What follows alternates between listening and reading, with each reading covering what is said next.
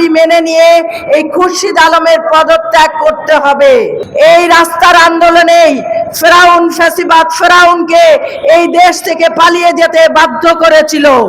S Alam যখন ইসলামী ব্যাংকের সকল সম্পত্তি লুটপাট করে বিদেশে পাচার করছিল, এই খুরশিদ আলম ছিল সেই ফ্যাসিবাদের দোসর।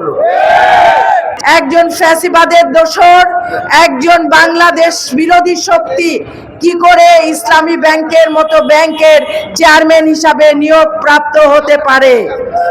আমরা এর তীব্র প্রতিবাদ জানাই এবং অবিলম্বে বাংলাদেশ ব্যাংকের কাছে আমাদের দাবি, এই খুরশিদ আলমের পদত্যাগ করতে হবে।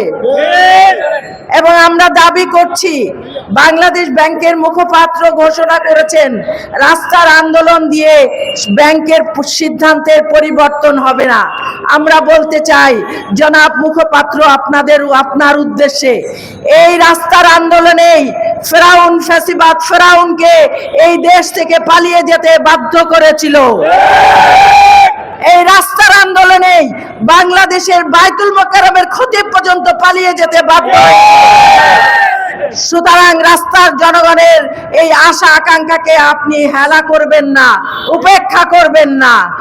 রাস্তার জনগণ যারা রাস্তায় দাঁড়িয়ে এই দাবি করছে, তারা ইসলামী ব্যাংকের গ্রাহক এবং তারা ইসলামী ব্যাংকের উন্নয়নের জন্য সর্বাত্মক প্রচেষ্টা করে 1983 সাল যখন থেকে ইসলামী ব্যাংক প্রতিষ্ঠিত হয়েছিল, তখন থেকে এই ব্যাংক এই পর্যায়ে আনার জন্য তাদের ঘাম, তাদের শ্রম, তাদের রক্ত দিয়ে এই পর্যায়ে এনেছে। তাই বলতে চাই, অবিলম্বে এই গ্রাহক সমিতির পক্ষ থেকে যে 7 দফা দাবি জানানো হয়েছে, সেই দাবি মেনে নিয়ে এই খুরশিদ আলমের পদত্যাগ করতে হবে। এমডি ওমর ফারুককে পুনর্নিয়োগ দিয়ে তাকে এমডি হিসাবে কাজ করার সুযোগ দিতে হবে।